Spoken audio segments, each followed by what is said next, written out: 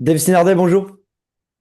Bonjour. Merci d'être avec nous sur Radio Judaïka. Alors, Dave Sinardel, l'année 2026 commence et c'est donc une nouvelle année forte en rebondissement politique et en annonce qui va s'annoncer. Alors, on va commencer par ce qui nous intéresse le plus à Radio Judaïka car nous sommes basés à Bruxelles. On va parler de la situation à Bruxelles. 2026 commence comme 2025 s'est terminé avec Yvan Verhofstadt, président des engagés, comme formateur. La situation est toujours aussi grave, il n'y a pas de gouvernement. Quels vont être les enjeux en cette année 2026 en région Bruxelles-Capitale selon vous? La grande question sera de savoir si cette nouvelle tentative de former un gouvernement bruxellois de pleine compétence, cette initiative menée par Ivan Verhofstadt, si ça va réussir. Parce que si ça ne réussit pas, il y a quand même beaucoup de chances qu'on passe le reste de cette législature à Bruxelles avec un gouvernement en affaires courantes. Donc c'est un peu quand même, bon, on peut dire la négociation de la dernière chance. Maintenant, il y a peut-être aussi plus de chances que dans le passé que ça puisse réussir. Notamment parce que les partis autour de la table sont quand même moins différents sur le plan programmatique, idéologique que dans les tentatives précédentes, hein. Dans les tentatives précédentes, il fallait toujours allier des partis quand même assez à gauche comme Écolo LPS avec des partis assez à droite comme le MR ou l'Open VLD. Bon, maintenant que les libéraux ne sont plus là, voilà, les divergences programmatiques qu'il faut essayer de réconcilier sont moins grandes. En plus, on sait aussi que voilà, les relations personnelles entre certaines personnalités à Bruxelles n'étaient pas au top. Beaucoup disaient aussi que la personnalité de Georges-Louis Boucher n'aidait vraiment pas à former un gouvernement à Bruxelles. Là aussi, voilà. Sans Boucher, ça pourrait donc devenir un peu plus facile. Et on peut aussi s'imaginer que certains partis soient un peu plus enclins à vouloir vraiment former un gouvernement, à vouloir vraiment faire en sorte que ça marche, notamment par exemple Ahmed Laouej du PS, qui n'était peut-être moins enthousiaste pour un gouvernement avec le MR de Georges-Louis Boucher que pour un gouvernement qui serait dirigé par Ivan Verhofstadt. Donc dans ce sens-là, il y a plus de chances qu'elle puisse réussir. En même temps, bon, il reste quand même des obstacles assez importants, hein. Il y a bien sûr quand même le cadre budgétaire très difficile qui veut dire de toute façon que ce nouveau gouvernement devra prendre des décisions difficiles et donc ça restera quand même pas évident à surmonter les différences qui existent quand même toujours dans cette coalition qui va quand même de très à gauche à centre droit. Et aussi, bien sûr, il y a toujours le problème de la majorité quand même absente du côté néerlandophone. Du côté francophone, maintenant, il y a une majorité, mais elle est très étroite. Du côté néerlandophone, on dit qu'on voudra associer l'OpenVLD, mais on voit difficilement pourquoi l'OpenVLD s'associerait soudainement ou souscrirait soudainement à un accord qu'il n'a pas négocié. Autre solution, c'est peut-être une forme de soutien de Fouad Haïdar, hein, qui a quand même 3 sièges néerlandophones avec sa liste. Mais voilà, là, il faudra aussi voir s'il y est prêt. Jusqu'ici, il disait que non. Donc ça reste quand même difficile. Alors passons au niveau fédéral maintenant, c'est évidemment les fameuses réformes économiques du gouvernement Arizona dont on parle le plus. Est-ce qu'on doit s'attendre à ce que ce soit une année test pour le gouvernement Bart de Wever et l'efficacité de ces réformes?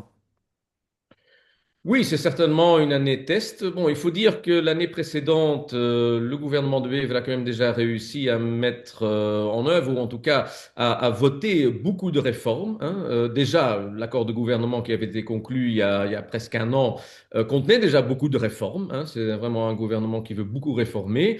Et il a réussi en moins d'un an quand même à faire approuver la plupart de ces réformes. Mais maintenant, the proof of the pudding will be in the eating, comme on dit en anglais, hein. Donc, il faudra voir si ces réformes vont vraiment atteindre les buts qu'on s'est fixés. Et c'est pas super clair, hein. Donc, par exemple, une des réformes les plus importantes, c'est bien sûr la limitation des allocations de chômage dans le temps qui a été activée déjà depuis le 1er janvier.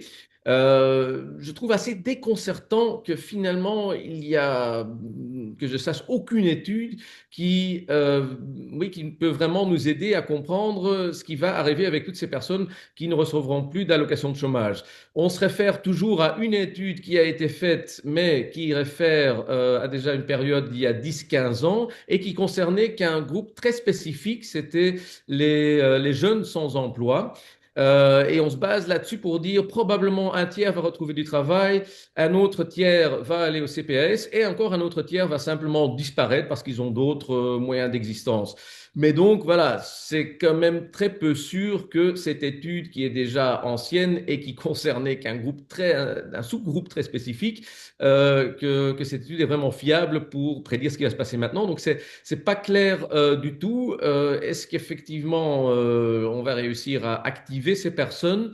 Faudra voir. Et quel va être aussi le poids sur les CPAS, hein. Certes, le gouvernement fédéral a prévu plus de moyens pour les CPAS, mais voilà, c'est très clair qu'avec un si grand groupe d'exclus du chômage, déjà depuis le 1er janvier, il va y avoir d'autres groupes en mars et jusqu'à début mai. Il faudra quand même, oui, ce sera vraiment un grand expériment social en fait. Mhm.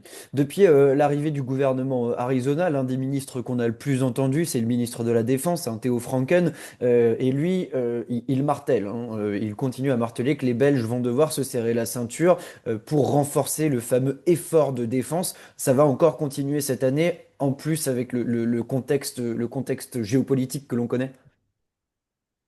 Bah, pour l'instant, voilà, la Belgique s'est inscrite dans les demandes de l'OTAN, hein, en court terme et aussi au plus long terme. Et donc, c'est notamment déjà l'année dernière qu'on a fait beaucoup d'efforts budgétaires pour faire en sorte que les dépenses en défense de la Belgique donc s'alignent un petit peu sur ce que demande l'OTAN. Bien sûr, vu le contexte actuel géopolitique qui devient de plus en plus préoccupant, hein, notamment ces derniers jours aussi, et avec aussi les menaces de Trump contre le Groenland, il se peut bien sûr que des efforts supplémentaires soient nécessaires, qu'au niveau européen, voire au niveau de l'OTAN, on décide d'autres efforts, et là, il faudra voir. En tout cas, même sans la défense, la question budgétaire reste quand même aussi très difficile pour le gouvernement de Evre. Certes, il a réussi en novembre à refaire un accord budgétaire assez important, mais même cet accord budgétaire-là ne nous amène toujours pas au but défini par le gouvernement lui-même, et notamment par Bart de Wever et par la NVA, c'est-à-dire de revenir à un déficit de moins de 3% pour la fin de la législature. Avec les nouvelles mesures en novembre, on arrivera probablement, mais c'est toujours très difficile à prédire sur différentes années, à au moins 4, voire dans la direction de 5%. Donc, puisque le budget, notamment pour DEV et pour la NVA, c'est quand même une question très importante, il voudra probablement faire encore plus d'efforts. Mais voilà, plus d'efforts, ça voudra dire à nouveau des grands conflits au sein de son gouvernement.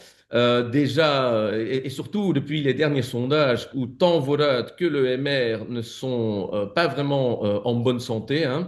Certes, je dis toujours, les sondages, ça crée plus de réalité que ça n'en reflète.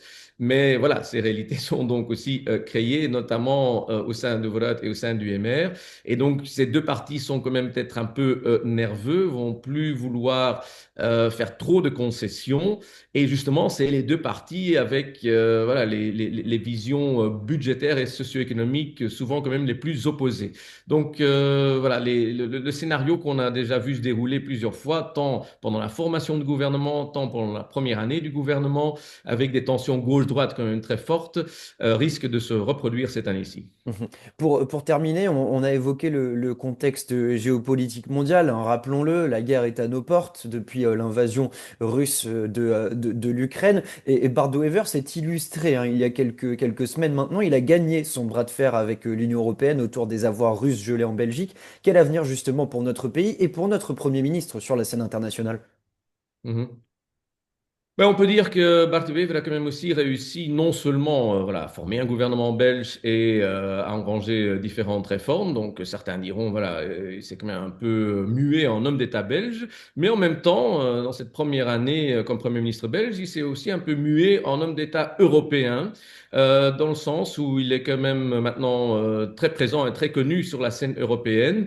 Certes, selon certains, ce n'est peut-être pas un rôle très positif qu'il a joué, mais on peut dire quand même certainement vu d'un point de vue belge qu'il a vraiment défendu aussi les intérêts de la Belgique et que finalement une solution assez consensuel finalement au sein du Conseil européen a quand même été trouvé pour continuer à financer l'Ukraine. Donc dans ce sens-là, voilà, Bart Wever s'est clairement imposé sur cette scène politique européenne et donc aussi internationale. Il se peut que certains autres pays, et notamment l'Allemagne, ne soient pas très contents avec cette présence et qu'à certains moments dans l'un ou l'autre dossier, ils vont peut-être vouloir renvoyer l'ascenseur à la Belgique et à Bart de Wever. Mais en même temps, je crois quand même aussi que les différents leaders européens autour de la table auront compris que finalement, voilà, la position belge et la position du Premier ministre belge, c'est quand même quelque chose avec laquelle il faut tenir compte. Dave Sinardet, je rappelle que vous êtes politologue. Merci beaucoup d'avoir été avec nous sur Radio Judaïka. Avec plaisir.